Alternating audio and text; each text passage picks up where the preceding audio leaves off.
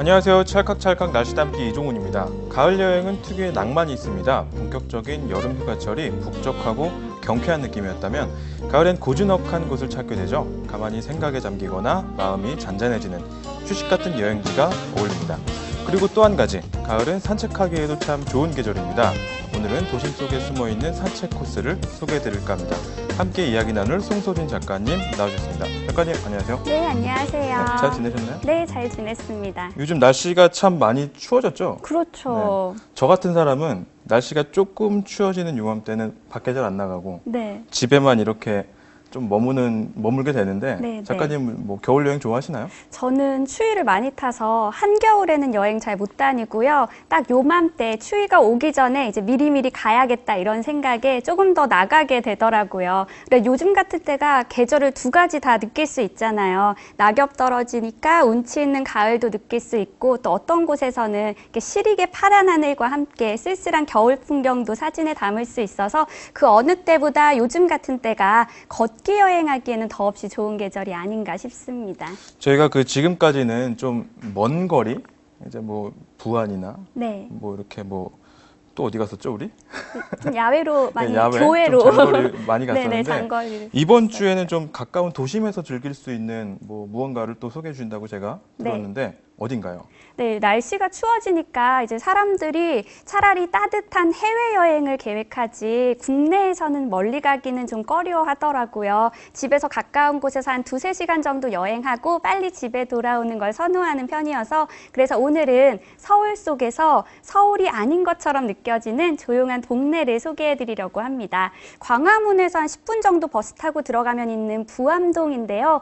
이 동네에는 우리가 옛날에 살던 동네에 있던 방앗간이나 철물점, 구멍가게 등을 흔하게 볼 수 있고요. 또 사람 한 명 겨우 지나갈 수 있는 좁은 골목도 아직 남아 있어요. 이 동네에 한 10여 년 전부터 작가분들이 작업실을 만들면서 동네가 조금씩 알려졌고요. 이 작가분들 만들려고 사람들이 몰려오다 보니까 이제 예쁜 카페나 레스토랑도 생기면서 사람들이 더 많이 찾게 됐습니다. 저희 그럼 첫 번째 가볼 곳은 어딘가요? 네, 부암동 주민센터 정류장에서 내리면 맞은편에 언덕이 하나 있거든요. 이곳이 시인의 언덕입니다. 원래 청운공원이라는 이름이 따로 있는데요. 윤동주 시인이 이 언덕 근처의 누상동에서 자취를 할 때 이 언덕에 올라서 서시나 별에는 밤을 지었다고 해요. 그래서 그때부터 이곳을 시인의 언덕이라고 불렀습니다. 언덕에 올라서 주변 풍경을 이렇게 둘러보면요. 왼쪽에는 북악산이 병풍처럼 서 있고요. 앞쪽에는 서울시 전경을 볼 수 있어요. 조망이 참 좋은 곳이거든요.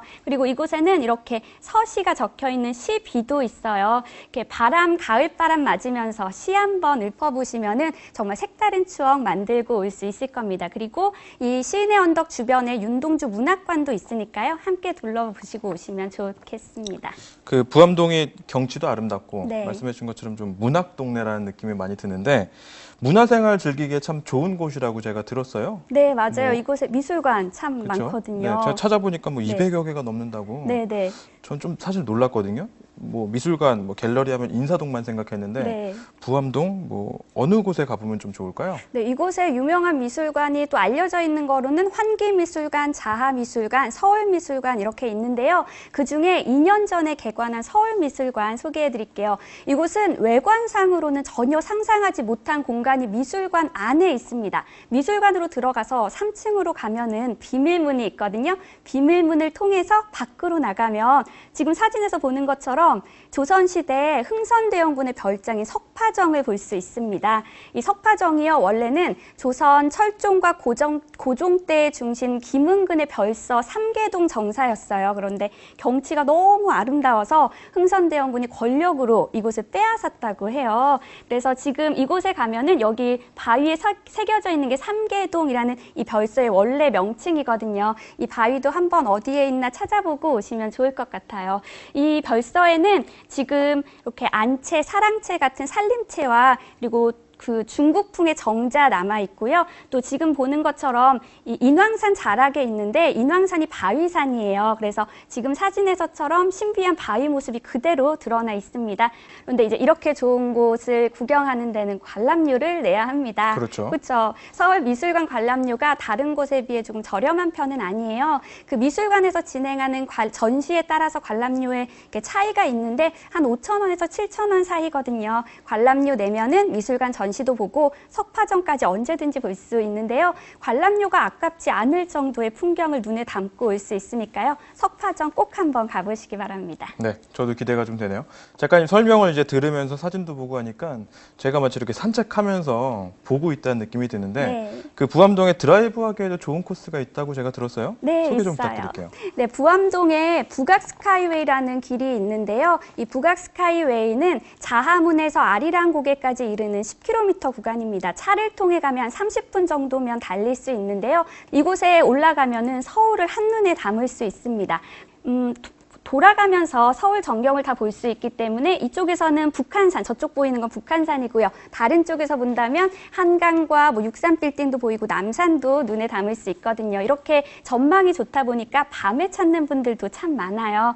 그리고 이곳에는 북악스카이웨이의 정상에 있는 팔각정에 이 느린 우체통이 있거든요. 이곳은 편지를 쓰면요 1년 뒤에 전해준다고 해요. 요즘은 또 스마트폰이 많으니까 스마트폰으로 사진 찍어서 이곳에서 바로 인화해서 그 뒤에 메시지 적어서 보낼 수 있다고 하니까요. 1년 뒤에 뭐 나에게 편지를 써도 좋고 아니면 연인이나 가족들에게 1년 후의 모습을 상상하면서 한번 편지를 써봐도 좋을 것 같아요. 재밌는 추억 여행이 되겠네요. 네.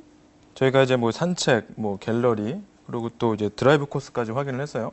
그럼 늘 빠지지 않는 게 이제 먹을 거. 먹거리인데, 네. 네, 맛있는 집 좀 소개해 주시죠. 네, 이 부암동이 알려지게 된 계기가 아마 이 카페 때문이 아닌가 싶어요. 이곳에 예전에 드라마 중에 커피 프린스 1호점이라는 드라마 있었거든요. 네, 그렇죠. 기억하시죠? 아주 유명했죠. 네네. 공유, 윤은혜, 이성균 그리고 최정한 씨가 주인공으로 나왔던 드라마인데요. 그때 이성균 씨가 연기했던 최한성의 집이 바로 이 카페예요. 이 카페에 가면은 지금도 문 앞에 최한성 이렇게 적힌 문패가 있습니다. 그래서 드라마 추억하면서 오시는 분들 참 많거든요. 카페 안에도 그 주인공들의 초상화가 걸려진 그림도 있고요. 또 드라마의 장면을 사진으로 인화해서도 많이 걸어놨더라고요. 그리고 이성균 씨 목소리 참 좋잖아요. 이성균 씨 목소리와 그 노래 소리 녹음해서 전화기 통해서 들을 수 있도록 이렇게 마련도 해놓았더라고요. 그런 것도 있어요? 네네. 그래서 일본 분들이 참 많이 또 여기 찾아오시는데요. 부암동 산책하면서 이곳이 부암동에 있다 보니까 경치도 좋고 그리고 공기도 좋아서 부암동에서 산책하고 쉬어가고 싶다 하면은 이곳 카페 추천드리고요. 또 우리가 차만 마실 수 없고 밥을 먹어야겠죠. 이번에는 손만두집 하나 소개해 드릴게요. 이곳이 원래는 북악산과 인왕산 오르내리는 등산객들을 상대로 20여 년 전부터 손만두 만들어서 팔아왔는데요. 이곳의 손만두 사진에서처럼 정말 두툼한 영양 가득한 손만두를 찌기도 하고 만둣국으로 만들기도 하고요. 여름에는 국산콩 갈아서 콩국수까지 맛볼 수 있대요. 좋은 곳에서 먹는 영양 가득한 음식 먹으면 정말 값비싼 보양식 못지 않잖아요. 부암동 가서 이 만둣국도 한 그릇 드시고 오시기 바랍니다. 이렇게 가벼운 여행을 떠나서 맛있는 음식 먹고 나면 저는 좀 들어 눕고 싶거든요. 네. 다 맛있는 음식 먹고 나서 가볼 만한 곳도 어디가 있을까요?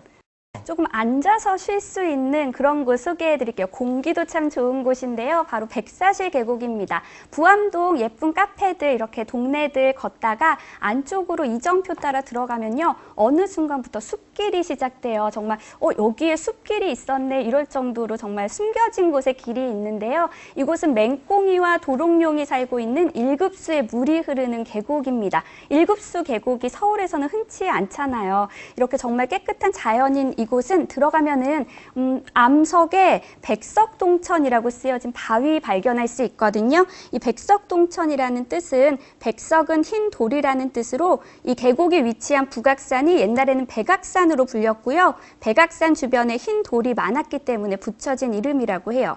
동천은 숲과 계곡물로 둘러싸인 경치 좋은 곳을 말하고요. 그러니 백석동천은 북악산에 있는 경치 좋은 곳이다라는 뜻입니다.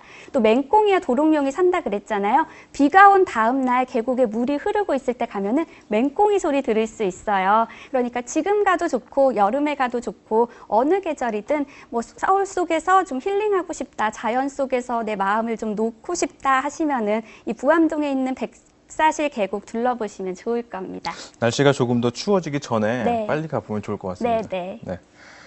자, 오늘은 부암동 둘러봤는데요. 어떠셨나요? 숨은 그림 찾기 한다는 기분으로 또 보물 찾기 한다는 기분으로 우리 일상 곳곳에 숨어있는 보석 같은 장소들 찾아보는 시간 꼭 보내시길 기대합니다.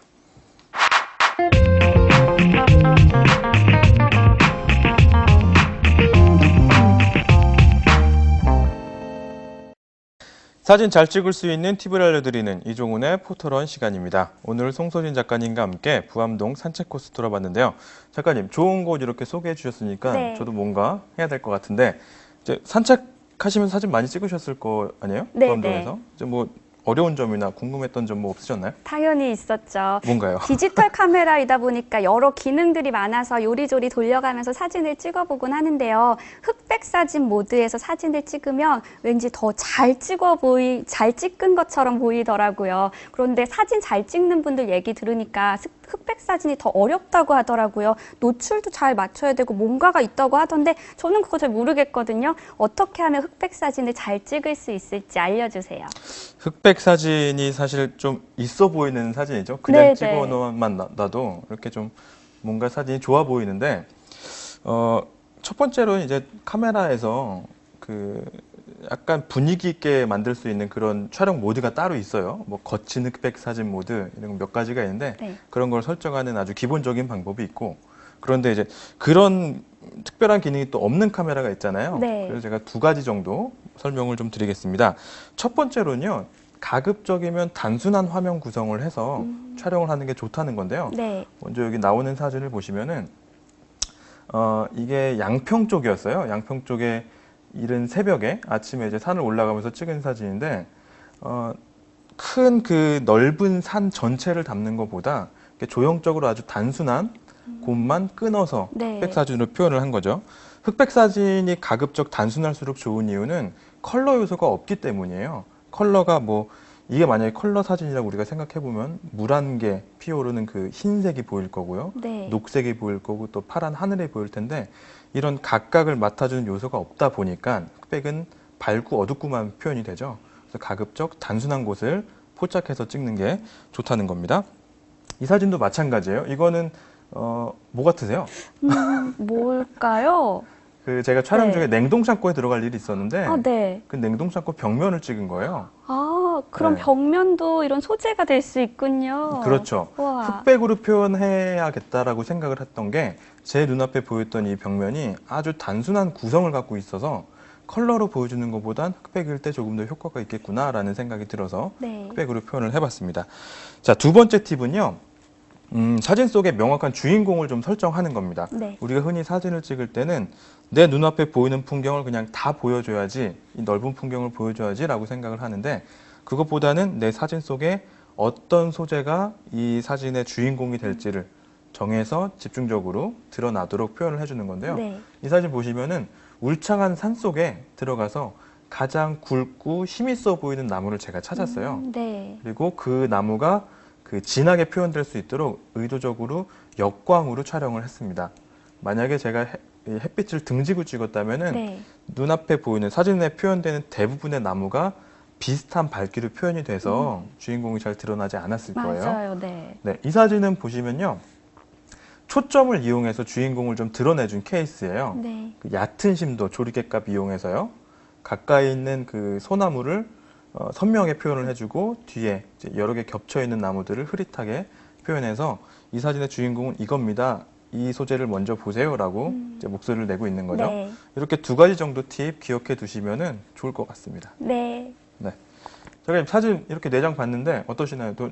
좀 도움이 되셨나요? 네네, 이렇게 보니까요. 저도 흑백 사진 바로 찍으러 나가고 싶어요. 오늘 알려주신 두 가지 팁 잘 기억해 놨다가 다음 여행지에서는 꼭 흑백 사진 멋지게 찍어서 다음에 보여드릴게요. 네. 다음 출사지에는 흑백 사진을 좀 볼 수 있겠네요. 네네. 네.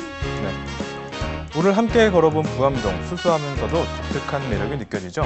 매일 걷는 거리가 아닌 낯선 동네를 거닐다 보면 골목 곳곳에서 생각지 못한 공간들을 만나게 되는데요. 그냥 지나치지 마시고 카메라로 특별한 풍경들 담아보는 것도 좋을 겁니다. 찰칵찰칵 날씨 담기 마칠 시간입니다. 저는 다음 주 이 시간에 다시 찾아오겠습니다.